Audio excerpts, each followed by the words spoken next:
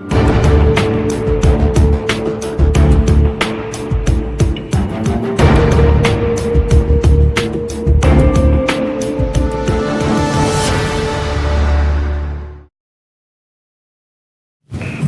nouveau, bonsoir à tous. Regard croisé ce soir sur le plateau. Credo Tété, il est le directeur de publication du journal Le Médium. Credo, bonsoir et bienvenue. Bonsoir Mathieu, bonsoir à tous ceux qui nous suivent. Thierry Afanoukoé, directeur du site d'information gapola.net. Thierry, bonsoir et bienvenue. Merci, bonsoir à Mathieu, bonsoir à toutes et à tous. Adam Adjono, Vision d'Afrique, bonsoir. Bonsoir Mathieu. Soyez les bienvenus. Alors, le premier sujet abordé ce soir, le Kenya, le gouvernement de Nairobi, à la barre pour avoir accepté des pots de vin.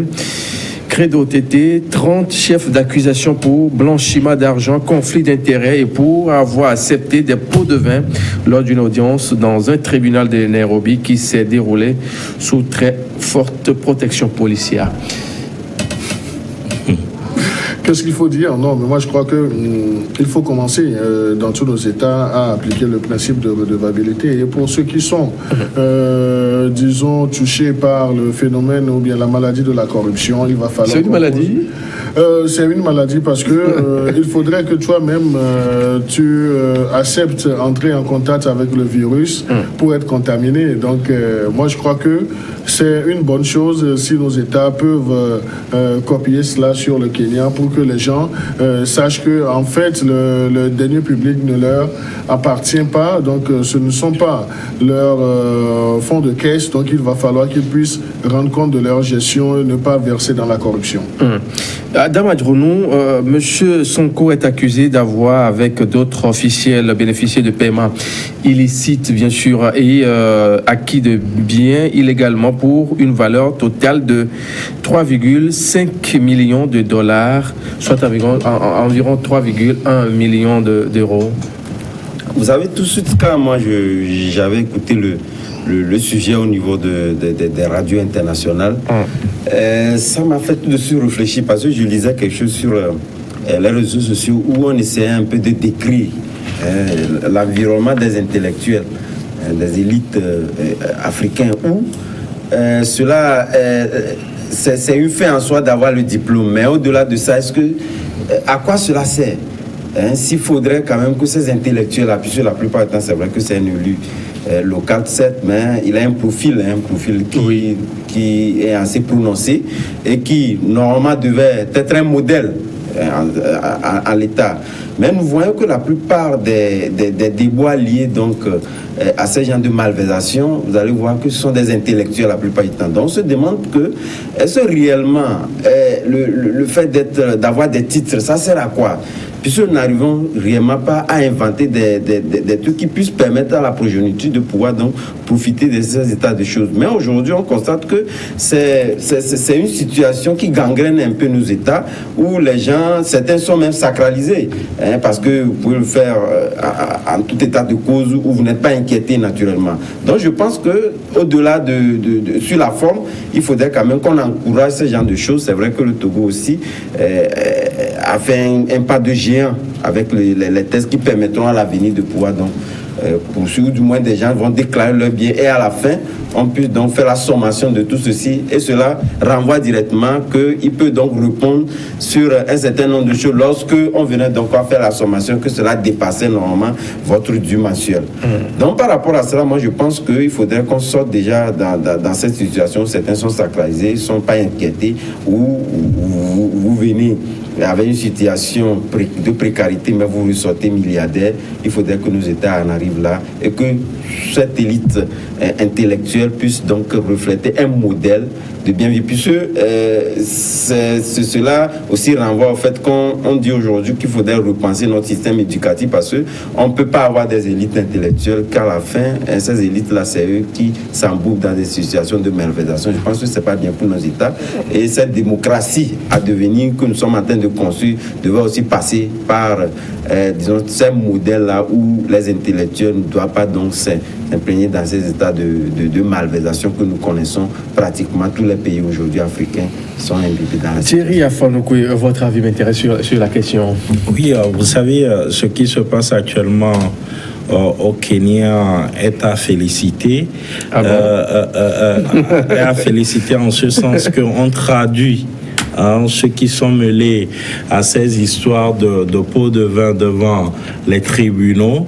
Et je crois que la justice kenyane ira au bout de cette affaire pour que ces messieurs ou dames soient sanctionnés conformément aux tests en vigueur dans ce pays. Vous savez que le Kenya est véritablement tourné vers le développement. C'est un pays qui est toujours en construction, dont la corruption, ça passe mal dans l'opinion, puisqu'on a besoin de ces ressources-là, ou du moins dans l'attribution des marchés et autres, il faudrait que les principes, les règles établies soient observées de bout en bout pour que celui-là ou celle-là qui gagne le marché puisse véritablement le mériter.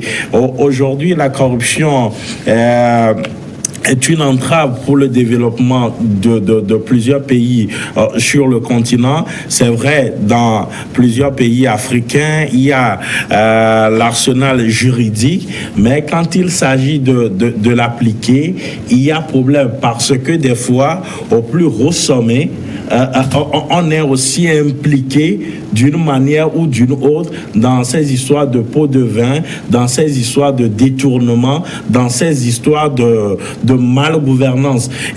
Malheureusement, en Afrique ou encore en Kenya, les marchés, quand il s'agit d'attribuer les marchés, la plupart, souvent, c'est les autorités qui eux-mêmes montent des sociétés écrans et d'une manière ou d'une autre facilitent les choses pour que ça soit ces sociétés-là qui gagnent ces marchés-là. Ce qui fait que l'argent leur revient toujours. C'est là où il y a débat, peut-être dans notre pays,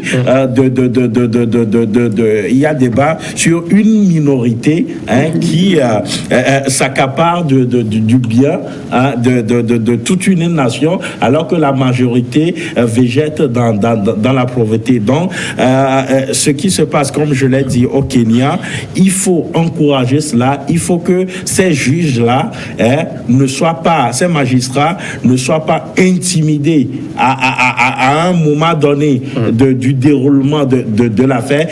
Il faudrait qu'ils puissent tenir bon et tenir compte du serment qu'ils ont fait pour que la justice soit d'application dans ce pays. Credo Tété, après sa réélection en 2017, le président Uhuru Kenyatta a lancé une guerre contre la corruption. Est-ce à dire que c'est en train d'être payé petit à petit? Quand on voit ce qui se passe dans le pays avec ce que la justice est en train de faire actuellement? Non, mais moi, je dirais qu'il est en train d'évoluer en marche d'escalier parce que certes, il a fait la promesse politique, mais aujourd'hui, on peut lui accorder quelques points parce qu'il a eu le courage de remettre, disons, ces corrompus ou bien ces vecteurs de corruption à la justice. Donc la justice va faire son travail. Maintenant, il va falloir qu'on puisse également souhaiter que la justice soit vraiment impartiale et que la justice essaie d'établir les faits et que ces personnes soient sanctionnées comme cela se doit pour décourager toute velléité à l'avenir. Est-ce qu'il y aura une main noire quand vous dites qu'il faut que la justice ne soit pas vraiment inquiétée dans sa démarche? S'il devait avoir normalement une main noire, on ne peut pas quand même aller juste à ce point pour un début, non? Non, je ne suis pas pessimiste, mais je dirais toujours, nous savons le fonctionnement de la justice en Afrique, c'est avec ses bémols. Donc, ce que je voudrais exprimer, c'est un vœu, c'est un souhait pour que la justice puisse être laissée, afin qu'elle puisse justement jouer sa partition comme cela se doit. Donc, il ne faudrait pas que la chose politique s'invite dans le milieu judiciaire, qu'on laisse les magistrats instruire les dossiers à eux confiés et que les magistrats magistrats jouent convenablement leur partition. Non, je crois que ce que Credo est en train de dire est vrai en ce sens que souvent en Afrique, pour ces genres de dossiers ou d'affaires, c'est des affaires signalées. C'est-à-dire que c'est depuis la présidence qu'on téléguide tout, parce que tout simplement la tête de X ou de Y à un moment donné ne plaît plus au président ou au cercle restreint du président. Donc il y a des règlements de compte, ou encore il y a des gens qui émergent. Peut-être il y a aujourd'hui une guerre ou une course pour remplacer l'actuel président en matière d'élection. Donc on peut aussi, dans certains pays, on a vu ce qui s'est passé dans certains pays, on enclenche ou on ouvre plutôt ces dossiers-là pour maîtriser ou empêcher ces gens-là de venir... Adam, depuis des dizaines aux responsables ont été inculpés, dont le ministre des Finances, ce qui veut dire que ce que Credo a dit, ça va à pas de sénateurs dans ce pays pour pouvoir quand même éradiquer peut-être la corruption une fois de bon. Oui, c'est vrai, mais vous savez, tout à l'heure, j'écoutais un peu Thierry dans son développement. C'est vrai, lorsque c'est une classe qui inaugure en réalité des processus mis en place par le gouvernement, on a toujours tendance à pouvoir, disons, interpréter ça comme étant des dossiers orientés. Mais ceci aussi peut traduire la volonté du gouvernement à réellement, disons, avancer dans la rupture, réellement. Et par rapport à cela, moi je pense que cela traduit en fait la mise en place des institutions fortes, comme cela est de mise dans la plupart des États, où normalement lorsque nous avons des institutions fortes, il n'appartient pas à X ou Y de pouvoir orienter tel ou tel dossier. Je pense que les dossiers en eux-mêmes, parce que vous-même, étant donné que vous êtes déjà nommé à ce genre de poste-là, vous-même vous saviez à quoi vous vous attendez, parce que la loi est là, et vous-même vous savez que directement lorsque il y a eu donc des dérives liées à tel ou tel acte, vous êtes directement interpellé. Cela n'a rien à voir avec le fait qu'on dise que voilà, c'est parce que vous êtes imbibé dans telle ou telle chose, vous avez une tête qui ne plaît plus à un moment donné. Donc par rapport à cela, moi je pense que l'essentiel c'est de mettre les institutions fortes en place, que les institutions en toute indépendance puissent jouer franchement leur rôle, et que la justice aussi, c'est vrai que la justice, quoi qu'on dise, parce que étant donné que cela interpelle deux positions données, il y a toujours à dire, puisque lorsque vous perdez le procès et d'abord le fait de mobiliser derrière même les avocats, et lorsque vous avez un adversaire qui a plus de moyens, parce que là on parle en termes de moyens, parce que qui vous permet quand même d'avoir l'arsenal juridique en votre faveur.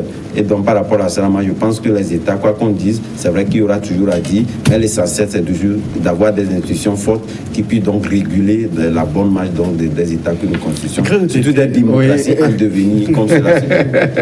On va écouter Créativité pour peut-être marquer la pause en 30 secondes. Non, mais en 30 secondes, moi je crois qu'il faut encourager cette dynamique et souhaiter même que cette dynamique prospère dans les autres États africains. Donc il faut mettre les gens devant leurs responsabilités. Et je crois que cela va décourager toute velléité future. Donc pour que même dans nos États au-delà du Kenya, qu'on ait cette... On a plusieurs Togo qui marquent déjà les gens, pas... Oui, non, le cas togolais aussi est un exemple, donc il faut le dire. C'est un exemple, je ne parlerai pas de cas d'école, mais c'est la marque également d'un courage politique, et j'espère que le travail du APLUSIA va se faire comme cela se doit. Pour preuve, il y a des dossiers qui sont déjà versés du côté de la justice. On ne souhaite que la justice joue convenablement sa partition. On va marquer la pause quelques secondes. On se retrouve dans la deuxième partie de cette émission Regard croisé de ce soir.